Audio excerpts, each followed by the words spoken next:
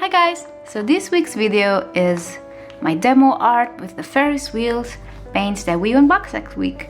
If you want to check out the unboxing of these inks, you can hop on to my last video. I did a vlog and I unboxed these inks together with you, and I also did some real-time swatches, which was very fun.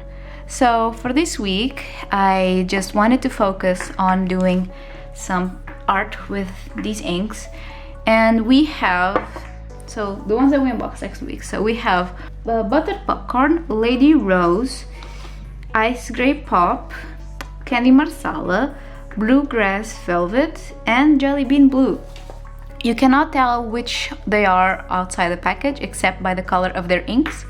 So I think I'll eventually do little swatch cards and put them up here, just because I can already see instead of having to have like light coming. Because from this angle here, I can see the color of the inks and I know which they are, but from above, you can't really tell because they're all pretty much dark. If they are inside their boxes, which are, for example, stuff like this, I can tell which they are, but they are not always inside their boxes. So my plan for this week is to just use all of them. And since I was so undecisive, I did a few sketches on my iPad, and here is the first sketch. Ding! And I also did another sketch because I'm not 100% sure of that one, so I might just do both drawings. The color palette is very similar in the way that I use the same colors for the same things, like for the hair and everything else, but the theme is a bit different and I want to explore both themes. So I'm just gonna have fun, use my beautiful inks, which I'm super excited to use and try more. I simply adore them while swatching them, so I can't wait to see how they look with me actually using them in a real painting. So if you want to see how these turn out, carry on watching the video. So first of all, I just want to quickly mention that this video is not sponsored by Ferris Wheel Press at all. They just sent me these inks to play and to share with you guys. So every opinion that I have about these inks is my own. And I'm being very honest with you guys when I say that I do love them, because I have just been having a blast playing with them. And it's actually been just a dream to just work with them. So yeah, as soon as I received them, I noticed that the color palette is just so much darker and just so much varied that I felt like I could draw pretty much anything, and that actually makes things a bit more difficult for me, because last time I just got the colors and I was like, okay, flowers, immediately. It was spring collection, it was pastel, I had everything to draw just a beautiful bouquet of flowers. But with this one, it was so varied and it had such potential for pretty much anything that I felt pretty, I don't know, like just stuck, and I just could not decide what I wanted to draw for the life of me. So this is why I actually went with my iPad and just sketched out some ideas, because I've been really enjoying just sketching on my iPad. It allows me a bigger creativity, bigger room for errors and just proportions and colors. So it was awesome. I just took a photo of the swatches and I added that to my palette in Procreate, and I was golden. Pretty much here what I want to do is the main attraction for me in these pieces was to play with the grape color and the yellow one to create a sort of a starry sky undercut. I thought that was really cool looking in my head, and in the sketches it looked cool, so I really wanted to do it. But I'm really glad I did the second sketch, because even though the execution of this one went just fine, I have zero problems with the execution of this one. I don't enjoy the design itself. It's just so stiff in the sketch. This is hair in the beginning sketch, and then in the meantime I changed it to a veil, and I don't know, I think it's just too stiff. It's just so much a straight line that it's just no. It's just not what I was picturing. So I'm very glad that I actually went and did the second sketch.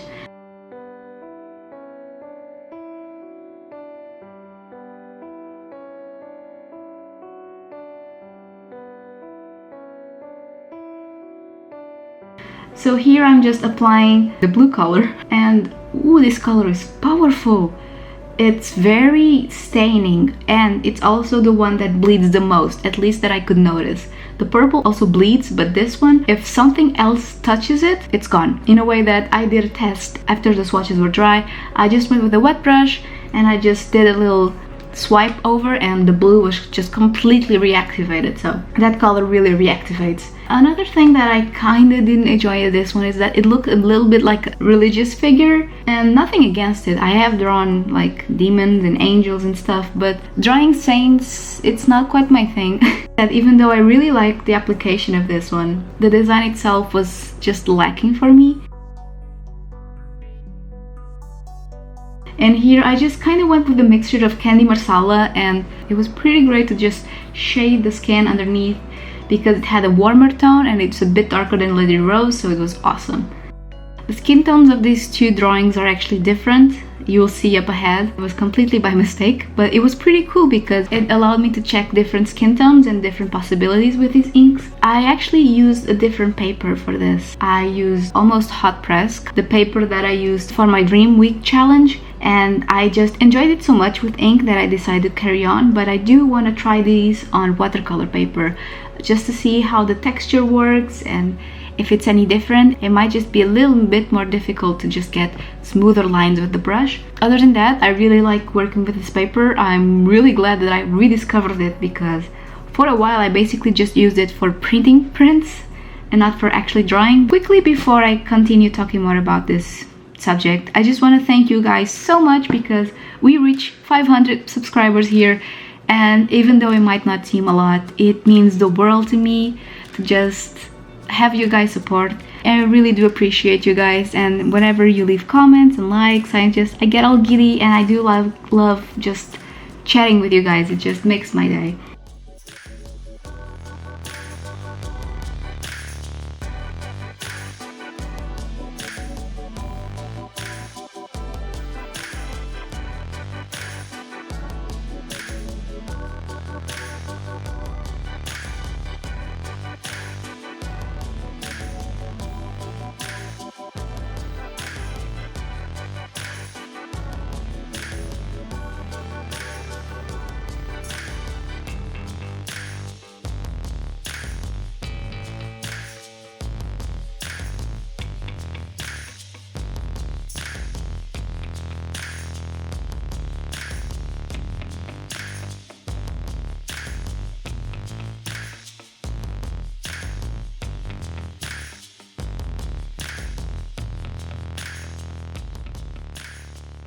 So now I'm just starting to do the line art. I kind of mixed a very dark bluish color with just the grape and the blue. And this is another thing I really like. These colors mix very nicely and they allow you to just create a different palette than whatever you have. These inks are meant for calligraphy and just stationery and to go on your fountain pens, but they do have the versatility of just being able to be used like this, and I am pretty in love with them. I am just super happy to have them all in my collection. I only am missing 3 colors from their whole collection, and the one that I'm just super curious about, I mentioned in my last video, is Tanzanite Sky. It's just gorgeous.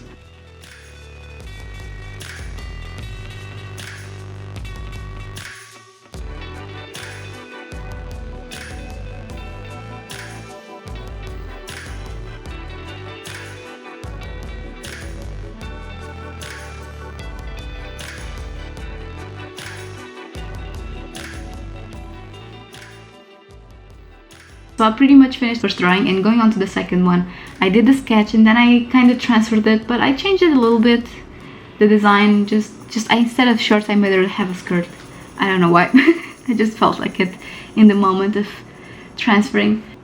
So yeah, this design is, the colors are pretty much placed in the same place. So blue hair, the velvet color is the clothes, and I don't know, I much prefer the look of wavy hair in drawing, so I'm much happier with this design. And it was also just another great practice because I am still not fantastic with inks. I am trying my best. I am definitely better than a few years ago. I still lack a little bit of control because these inks, I mean, once they're there, there's not a lot of room for mistakes.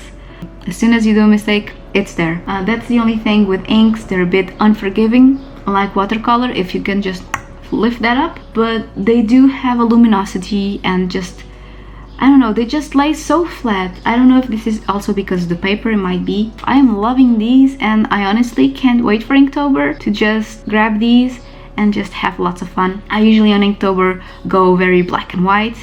Last year I went with my ink that separates to a blue and a yellow plus gold, so it was a little bit colorful for me, but it was still, yeah, it was still very dull down. I used a different skin tone. It's much redder. No, it's a much reddish tone, but I do like it. I think it gives her a little bit more warmth. The Lady Rose just looks, I don't know, not flat in comparison, because I could make the Lady Rose a bit more dimensional, but I do like how this skin tone contrasts more with the purple. I really like it.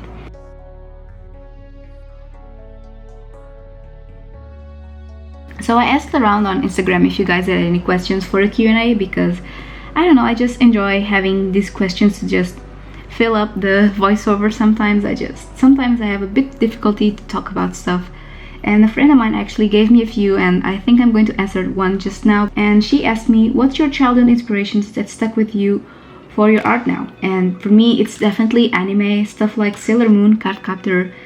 These really stuck with me, especially because no one really liked them in my hometown, and it was kind of like my little secret and just escape in life. I remembered just think about the stories but not tell anyone, and just go on my home computer while no one was home and just printing out just drawings and just gluing them on my diary, and then looking them just so in awe with the art. I think that really stuck with me, just the whole fantasy side of it, and I still like anime to this day. I really enjoy it.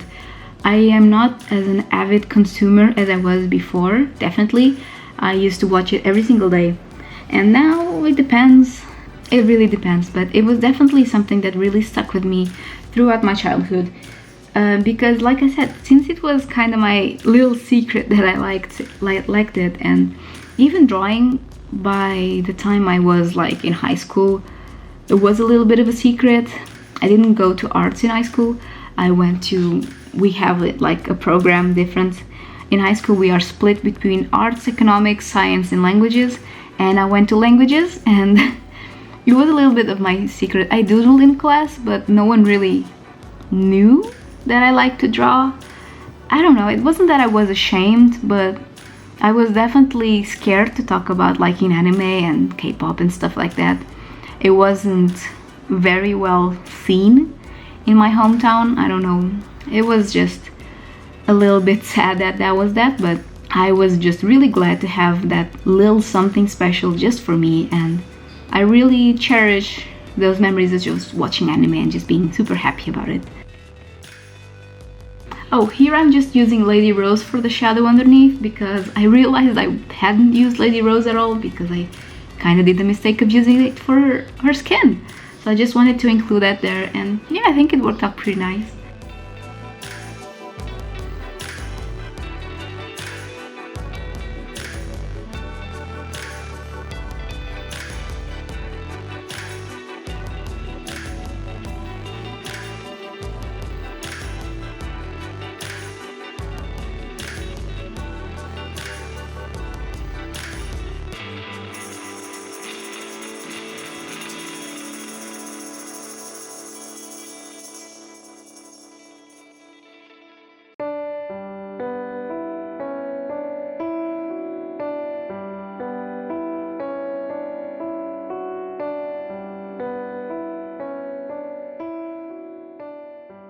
Okay, so here you can see that I did the mistake on the hand, and I tried to fix it, and it was just not pretty, and she has like crooked fingers, but at this point there is really nothing I can do, and I gotta accept it and move on.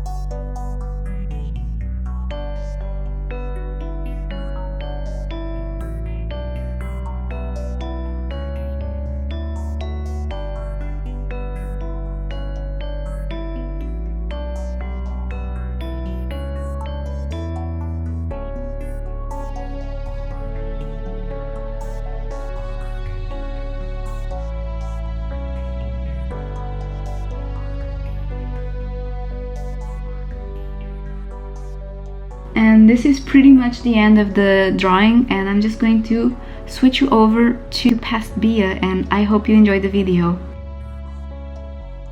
So I am done with the final piece for the inks, and I think I quite like how she turned out. She's basically what I wanted to do with this. I just wanted to play with the purple and the yellow together. I think they would look very nice, and I much prefer to my first piece, which I think turned out a little bit too religious, or at least like an icon. And since I'm not religious, I did want to make another thing. I do like how the execution of her is. I like that, she looks nice, but the theme is not quite my thing. So I much prefer this whole idea. The yellow here was a bit tainted. If you can see, the yellow in this one's a bit more vibrant. And one thing I did, you can probably tell that the skin tones are a bit different, because in this one I used Lady Rose for the skin, and in this one I think I used a mix of Candy Marsala and Lady Rose. I wanted to use the Lady Rose, but I think I ended up using a mixture because I got confused with my ceramic bits. So I think I used this bit, and in my head it was just Lady Rose. I messed up, but I still like how her skin looks a bit reddish. I do enjoy how it looked. This is pretty much it for my first experience for the normal, so to speak, collection of Ferris Wheel Press, these inks. And I gotta say, I think the colors that I have now may create a very versatile color palette. I think I'll do a piece of paper with all the colors that I have together, not just two pieces, just so I kind of know what I have, because I kind of can make every single color now. I already kind of could, but now I have deeper tones. And in the collection they have an orange, a more green forest almost, and a really dark, I think between purple and blue.